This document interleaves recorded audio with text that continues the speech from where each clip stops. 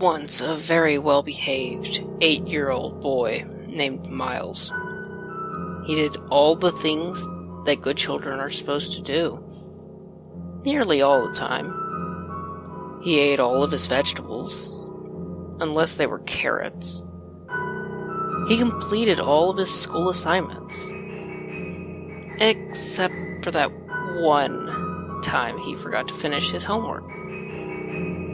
He was always nice to his friends, unless you count that one time when he yelled at his schoolmate, Tony. And he never spoke back to his parents or got mad at them, with very rare exceptions.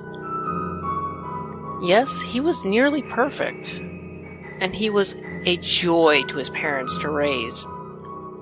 Almost all of the time. That boy existed more than 30 years ago, and in a manner of speaking, he still exists.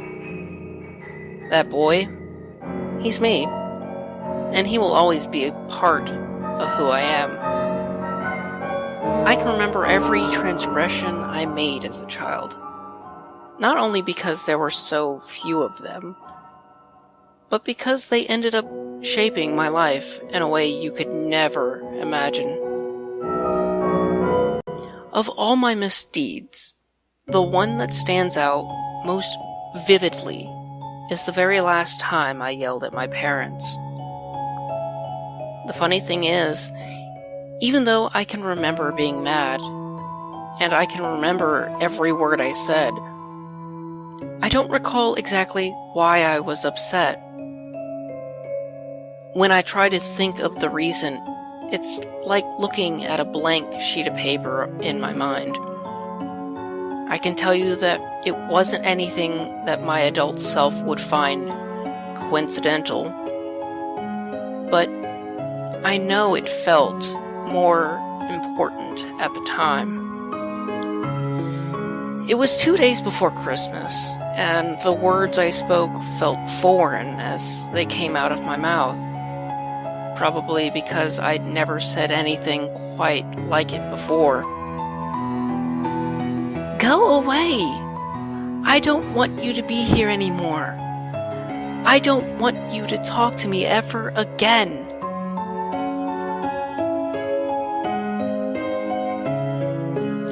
I could see the hurt in my parents' eyes as I unleashed my tirade towards them.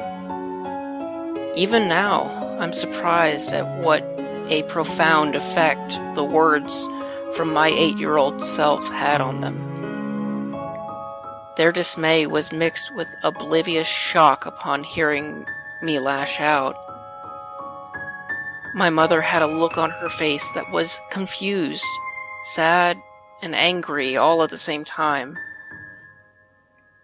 Father was harder to read, but I knew he wasn't happy. Sadly, the looks on their faces are among the last memories I have of my parents. Their distraught scowls are burned into my mind, two visages that are now a permanent part of my psyche. By the time that Christmas Eve came around, all had been forgiven. Whatever the issue had been, it was resolved. My mother cooked up a special ham dinner, and we had a roaring fire going. The house was warm and extra comfortable, and in the hours after dinner, I sat and sipped from a mug of hot cocoa with peppermint. I no longer believed in Santa Claus, but that didn't stop me from feeling a natural Yuletide excitement. I fell asleep that night staring at the dazzling lights and shiny ornaments that clung over our Christmas tree. I vaguely remember my father carrying me to my bedroom and giving me a little kiss on my forehead. I awoke later that night to a feeling of someone poking their finger into my back. "Wake up, kid." It was a voice I'd never heard before. a man's voice with a slight drawl. My eyes opened widely as I instinctively rolled out of bed in an outright panic. I fell to the floor and screamed for my father. I was trapped in a corner of my bedroom. I couldn't see the man's silhouetted figure looming clearly in front of me. A small red glow came from his cigarette in his hand. I froze in fear of the stranger who had invaded my home. The man spoke to me again. "Quiet down. He can't hear you right now, anyhow." He put his cigarette to his lips and inhaled deeply as he did. His face was illuminated by the red glow, and I could see his deep-set eyes, his dirty fingers, and his long black hair. "But kid, I can hear you. I can hear you better than anybody, in ways you can't even understand." He pointed at the side of his forehead as he spoke. I didn't reply. Even through my fear, I couldn't help but wonder who the man was. He nodded, as if he knew exactly what I was thinking. "So, you'd like to know who I am? Well, I'm the guy who's tuned into your mind. I'm the guy that's been around for a long time. And most importantly, I'm the guy who gives kids what they ask for." He looked straight into my eyes, invading my mind and reading my thoughts. "No, kid, I ain't Santa." He was agitated. "You stupid. Do I really look like that fat fucker? No, man, I'm much better. I don't judge, and I don't discriminate. I give kids exactly what they ask for, the good kids and the bad kids." I finally found the courage to speak, even though he seemed to have no trouble answering my questions before. I even asked them. I didn't ask for anything." My voice trembled as I spoke. "Sure you did. You wanted your parents to go away. I heard that loud and clear. Loud and clear. Not very nice of you. I'd say that makes you a bad little boy. But don't worry, like I said, I don't discriminate." "But I don't want them to go away." He shook his head. "You said it. You meant it at the time. I heard it. I don't hear all the kids, just some of them. And I heard you the loudest of all." Tears began streaming down my face, but their presence didn't seem to change the visitor's demeanor towards me. "Well, kid, I just wanted to meet you and see whose voice had been screaming in my head in the past few days." He turned and started walking towards the door. "I gotta get started.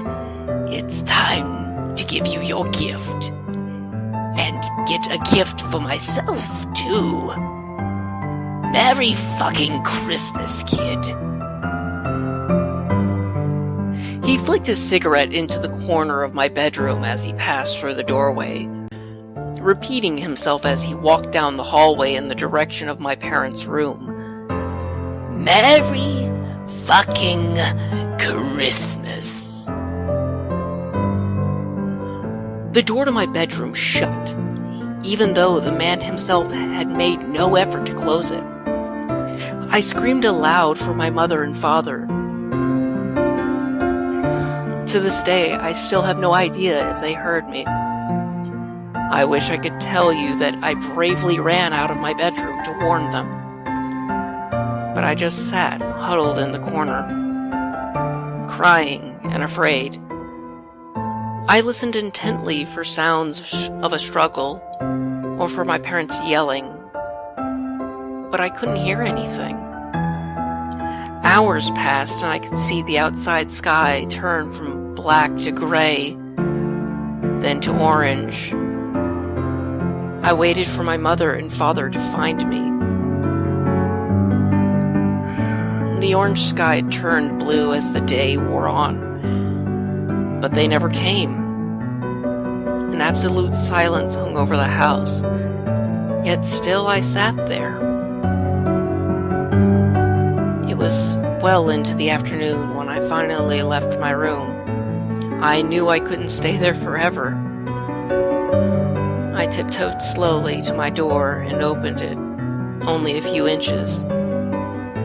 Looking out from inside my room, the house appeared normal. Everything that I could see was in its place.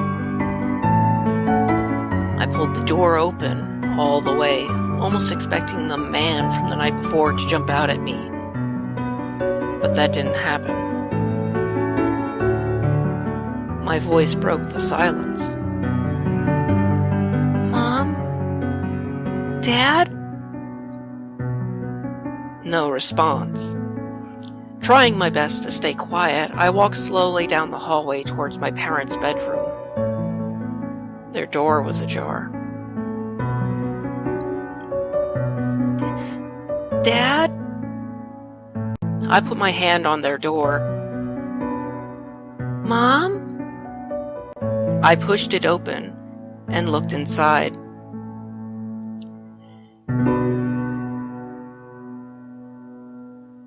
I don't actually remember what I saw. To be clear, I'm perfectly aware of the fate that befell my parents, based on what was told to me later on. But I have no memory of the actual sight that I witnessed during that one awful moment. It's a traumatic event that my sane mind has blocked out. Even today, when I recreate the events of that night in my dreams, the scene fades to white as I push the door open. My next memory is of me laying down in the street directly outside of my house, screaming and flailing my arms wildly. The Porter family, who lived next door, witnessed my distress through their living room window. Mr. Porter exited his house and rushed over to me. He could tell something was seriously wrong. "They're dead!" It was all I could say. I repeated it again and again. Mrs. Porter followed closely behind her husband and comforted me as he went in to check in my house. A minute later, he exited and promptly vomited into the bushes. Nobody ever told me the whole story of what they found in that bedroom. At least not directly. It was explained to me that a very bad person had broken into my house and murdered my parents, even though I already knew as much.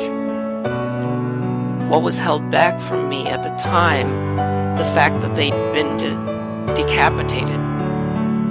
The cuts were clean, almost surgical.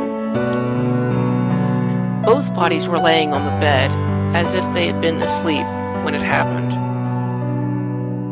The worst part was that their heads were missing, not to be found anywhere. Their bodies were sliced open, and strange symbols were drawn onto the walls in blood. Other than the carnage itself, absolutely no physical evidence was discovered at the scene. Not one fingerprint, stray hair, or footprint was left behind. Nothing. The police listened to my story once I was ready to talk. I found out later I was considered to be an unreliable witness, mostly because the details of my story didn't match with the lack of physical evidence. A specially trained detective and my new therapist sat down with me to review what I told the police earlier. The man wasn't wearing gloves. I shook my head no. I clearly remembered the cigarette in his hand, and there were no gloves. And he threw the cigarette on the ground when he was done smoking it. I nodded yes.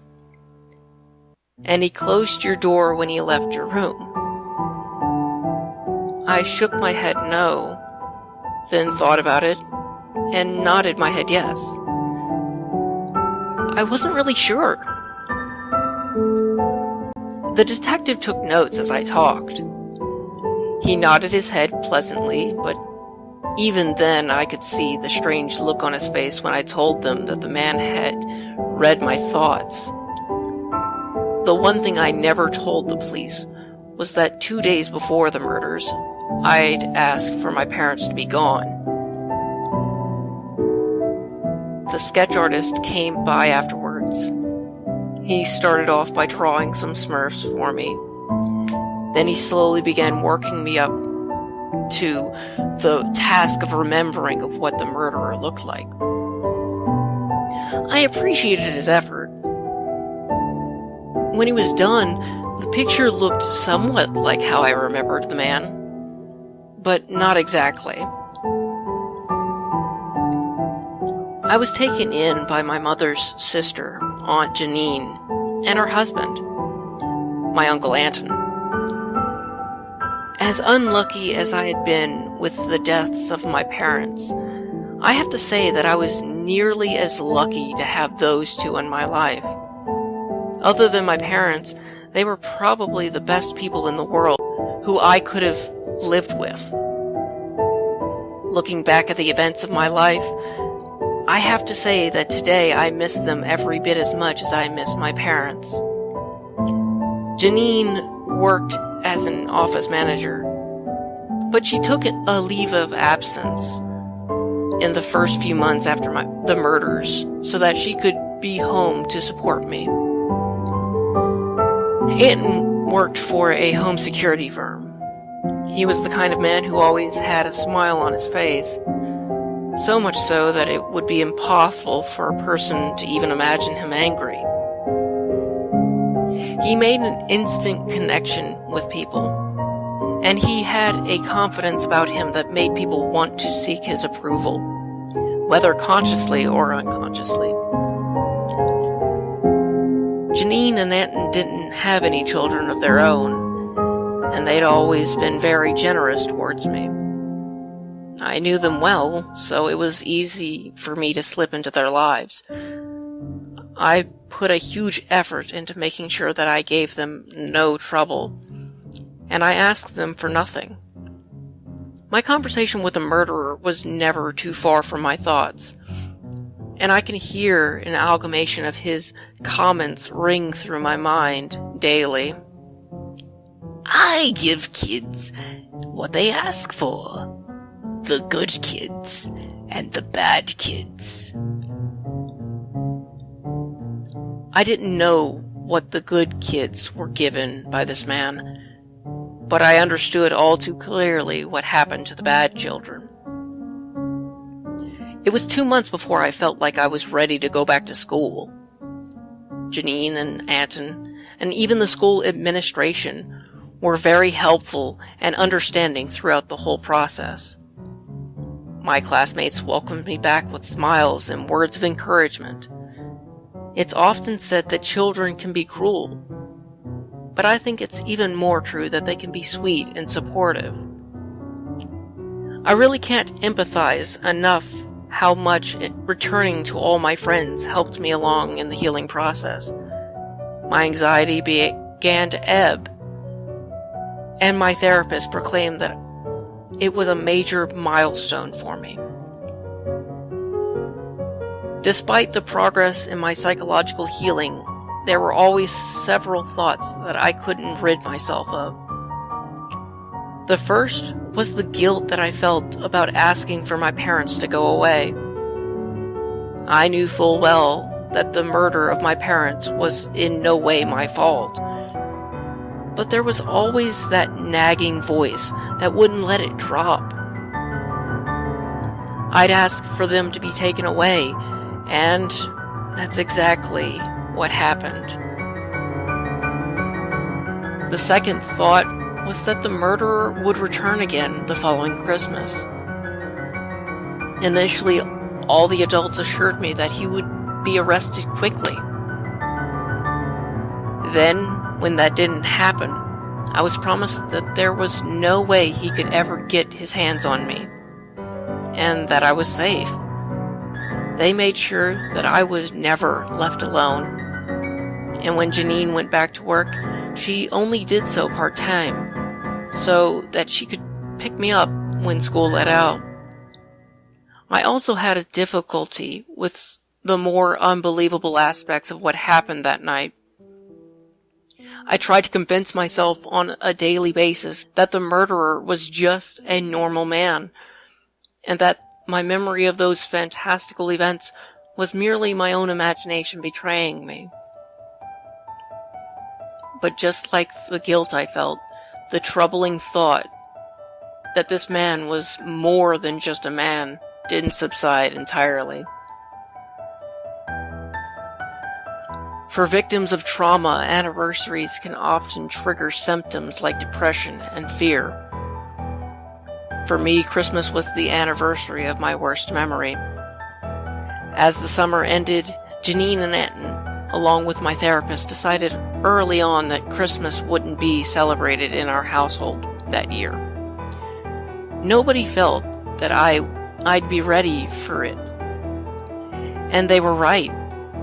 Since we knew that Christmas was going to be an ordinary day for us, Janine and Anton made sure to throw a huge birthday party in October for that year. When I turned 9, it seemed like most of the community turned out. We had a bounce house, ponies, and even a magician.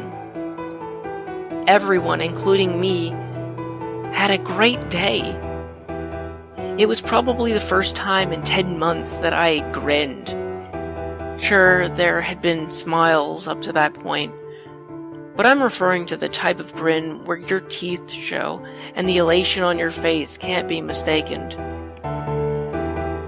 Unfortunately, the joy of my birthday couldn't last forever. Inevitably, the signs of Christmas slowly started popping up not long after Halloween passed, and my anxiety started increasing. Though we weren't going to celebrate it, Christmas would be impossible to ignore. Holiday lights, store displays, television commercials, Yuletide songs pumped over public address systems.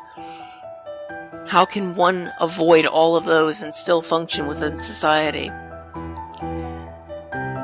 Though those harbingers couldn't be avoided altogether, Janine and Anton made a concerted effort to minimize my exposure. Instead of letting me watch TV shows, Anton taught me the game of chess, which we played nightly. For the most part, they avoided taking me to any stores and kept me home, or close by, as much as possible. Avoiding these triggers probably helped somewhat, but I still couldn't get rid of the tightening feeling in my chest that I felt every morning when I woke up. I managed to avoid any sort of breakdown until the 21st of December. Aunt Janine, because she was taking care of me, had herself been staying home an inordinate amount of time. Finally, after about our 5th game of rummy in a row, she had had enough. She tossed her cards aside. "You know what, Miles? We've been cooped up too long. Let's get out of here. We'll go get some ice cream. One little trip out won't hurt, right?" I smiled at the response. Okay. Ice cream sounded good, even in the middle of December. Aunt Janine, who was talkative by nature, kept the conversation flowing all the way to the ice cream shop. I suppose this was her attempt to keep my focus away from the lights and displays that were past. And it worked too. Ask a kid questions about his favorite superheroes, and he's going to be fairly preoccupied while he talks about them, even the quiet ones. We made it into the shop, and I ordered a double scoop of chocolate fudge brownie. We sat down to eat our treats with Aunt Janine still engaging me in conversation. Just for a brief moment, a nearby toy store's glittering Christmas tree display caught my eye through the window. They had a life-size poster plastered in their display window. It was a picture of Santa upon a rooftop, posed in a position as if he were just about ready to climb down a chimney. Blazing Christmas lights surrounded the display, and large words spelled out, "What do you want for Christmas?" I tried to turn away, but the colorful lights clouded my vision, enlarging in their scope until they all combined, finally creating a great white light. "Miles! Miles!" My aunt's voice was becoming more and more urgent. I suddenly realized she had been calling my name for several minutes. The cup of ice cream dropped from my hands. I just want them back. At the moment, the tears flowed freely. I could think of nothing else. I was hysterical. Aunt Janine quickly came over to my side of the table. "Oh my God, Miles, I'm so sorry." She grabbed me and hugged me tightly. I reciprocated, holding her into as firmly as I could. "This was a bad idea. I'm so sorry, sweetie. I'm so sorry I brought you out. That was stupid of me. I'm so sorry. I miss them too." It took at least 15 minutes for Aunt Janine to calm me down to a point to where we could leave the shop. We left our unfinished ice cream behind. No other incidents happened in the next couple of days, and my interactions with Aunt and Janine helped distract me. Finally, it was Christmas Eve. I was quiet all day long, even more so than usual. Aunt noticed and had a talk with me after dinner. "You okay, buddy?" I nodded my head yes. Despite my assurance that I was okay, he could tell I wasn't. He knew almost exactly what was on my mind. "Come here, Miles. Let me show you a few things." I followed him into the living room window, where he moved the curtains aside. "See these windows?" He slapped his hands on the pane to show how solid it was. "This is the strongest window that they make for residences. My company installed these. They're unbreakable. And there's no way someone can open them from the outside." I stared at the window while on the other side, blackness enveloped the house. He took me over to the door. "See how strong this is? It would take a tank to knock this door down. The back door too. And there's no other way in." He led me over to the alarm control panel that was on the wall. "And this is the best system that they make. I installed it myself." He kneeled down to my level. "Miles, you're safe here. Nobody, and I mean nobody, can get in here unless we let them in." He glanced this side with his eyes. "And don't tell your aunt I showed you this." He moved his coat aside so that I could see the holstered pistol he was wearing. Just some added protection. But I won't even need this. I nodded, feeling a little bit safer, but not completely. I still worried. Not only for myself, but for Janine and Anson as well. Bedtime approached, and Aunt Janine, with an insight usually reserved for longtime mothers, knew the one thing that might make the night a little easier for me.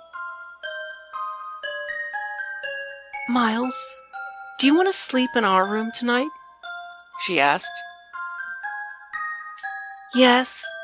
I smiled and nodded at the invitation. We would all be able to look out for each other. They protected me, and I'd be able to warn them if someone came in. They put soft blankets on the ground for me, right next to their bed. It was in a nice, protected spot in a large gap between the bed and the wall. I couldn't fall asleep for several hours, but I could hear both Janine and Anton begin their nightly slumbers. Their breathing became rhythmic and almost melodic. I listened intently for any noises that might have been out of the ordinary, but nothing abnormal sounded out. There was a clock ticking somewhere in the house, and the occasional car passed by outside. Finally, my weariness overpowered my uneasiness, and I began my night's sleep. The dream I had that night was unlike any I had ever had before. I was in what appeared to be a large garage, the type where mechanics worked on cars. All around me, automotive parts were spread out along the ground. Tires were stacked up, and an old rusted chassis filled the center of the room. Grime dripped from the walls. The area was lit by a single overhead lamp. I instantly knew I was dreaming, even though it was the first time I'd experienced a lucid dream. From the corner of the garage, I heard metal clanging. I turned around to face the sound, and out of the darkness, the man who had taken the lives of my parents emerged. He spit some phlegm onto the ground and wiped his mouth before addressing me. Hey, kid. Don't worry, I ain't gonna hurt you. I'd like to, though. I'd really like to be able to shut you up. But it don't work that way. Despite my grimy surroundings, and perhaps because it was just a dream, this didn't feel like a place of anger and fear. Unlike the year before, I was able to find my voice right away. Why don't you want to shut me up? I hardly ever speak. When you consider some of the other obvious questions, I know it may sound strange that I chose to open with that. Who was this man, and why did he take interest in me? Those were the questions I was really thinking, but my participation in the dream was guided, as if my actions weren't wholly my own. The man finally responded. Hell, you quiet ones are always the loudest of all. Y'all never stop thinking. Thought after thought, you kids can't ever just shut your brains off. Give me just one loudmouth. Those kids never think about anything. Tell you what, if it was up to me, I'd just rip all your fucking heads off and be done with it. But like I said, it don't work that way. I ain't allowed to hurt a child. I looked around and came to a slow, realization. This isn't my dream, is it? That's a stupid question. You ever dream of a place like this? Of course not. This is my dream, kid. I'm parked right outside your house. I just wanted to take a moment to peek in on you. My fear of this man, which had been otherwise controlled to this point, slowly began creeping back. He saw the look of despair spread across my face. Have you been a good boy this year? He gave a little chuckle. Actually, yes, you have been. Do you remember what I said last time? I give kids what they ask for. The good ones and the bad ones. I shook my head. I didn't ask for anything. I spoke with a confidence that I didn't really feel. Sure you did. You kids always ask for something. And don't you worry now, 'cause now you're going to get it. The room and the man began to fade away. See you next year, kid. I get the feeling that you and I are going to be a part of each other's lives for a long time. Those were the last words I heard. Pure whiteness consumed me, and then I slept peacefully. My eyes opened. Outside the window, I could see the gray sky that signaled the approaching dawn. The house was eerily quiet. Too quiet. I stayed fixed in my bed on the floor, listening for signs of life from my aunt and uncle, but I could only hear my own heartbeat. I wanted to sit up and look over to them, but I was afraid of what I'd find.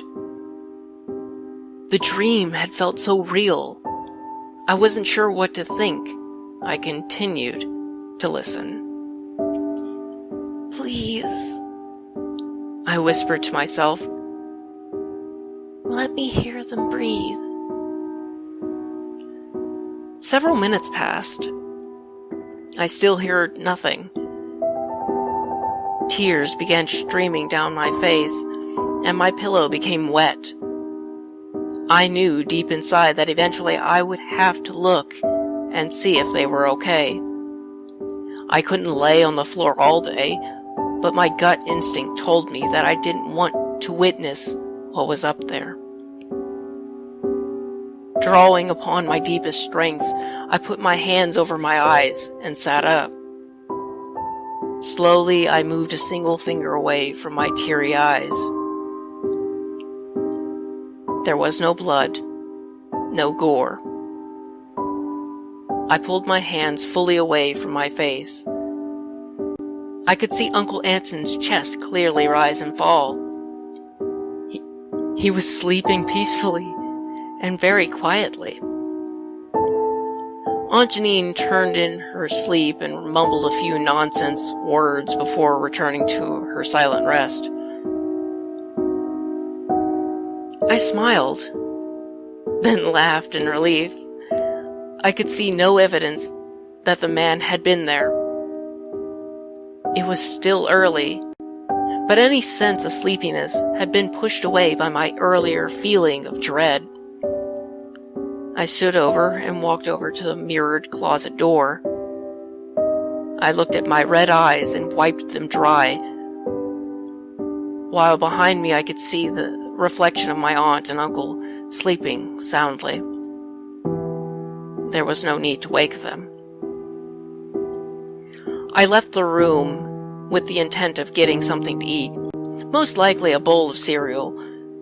I walked down the hallway and passed by the alarm panel on the wall. All the lights were green. The doors, the windows, they were all secure.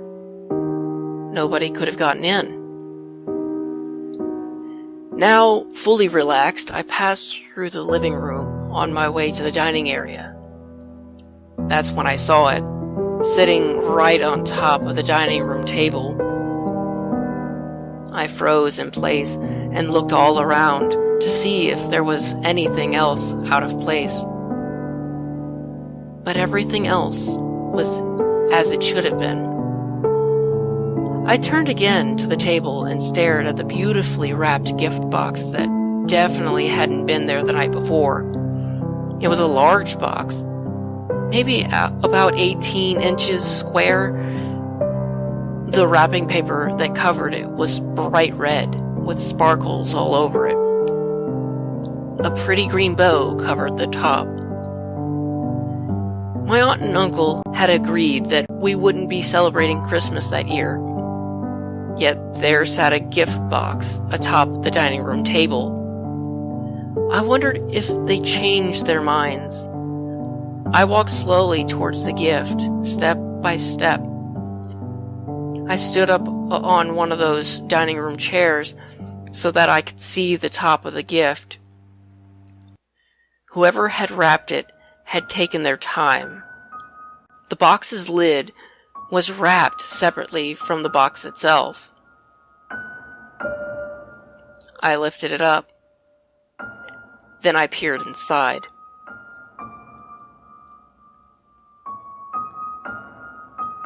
There was no fade to white for me that time. No, I saw exactly what was in the box, and simultaneously, 3 truths occurred to me. The first truth was that the man had been in my house.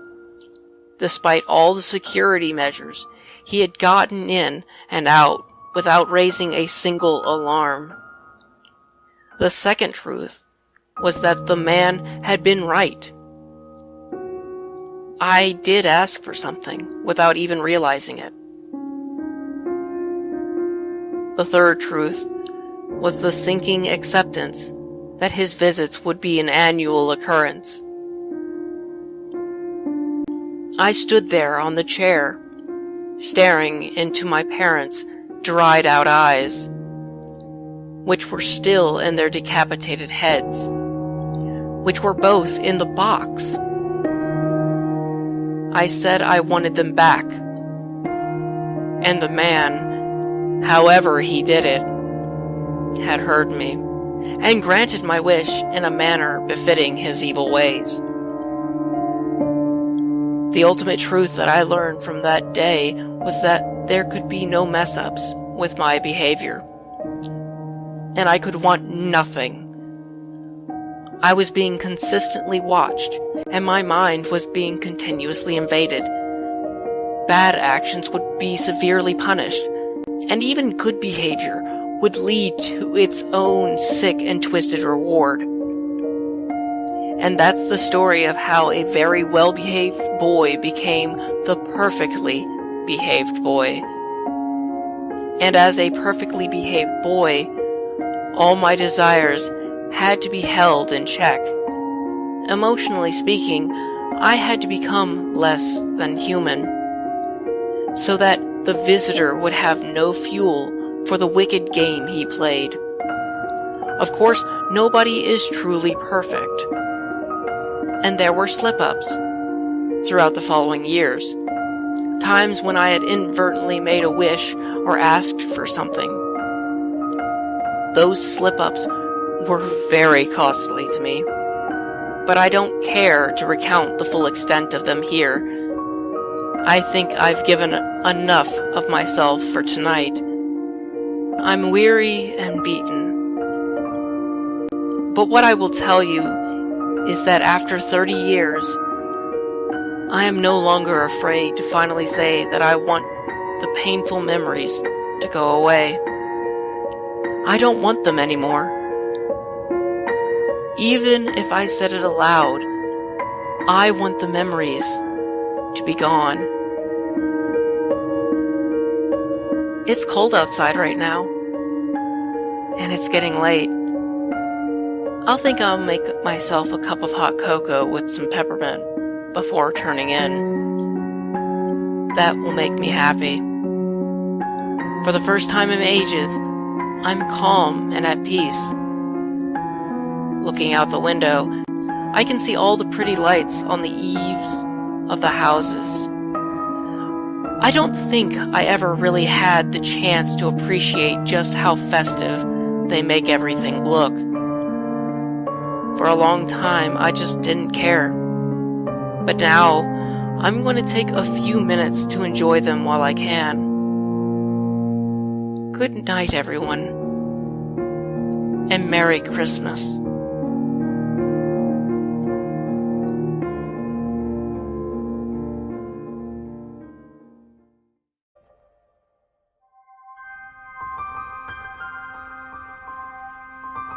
It's in the dustiest books that you may find the best stories.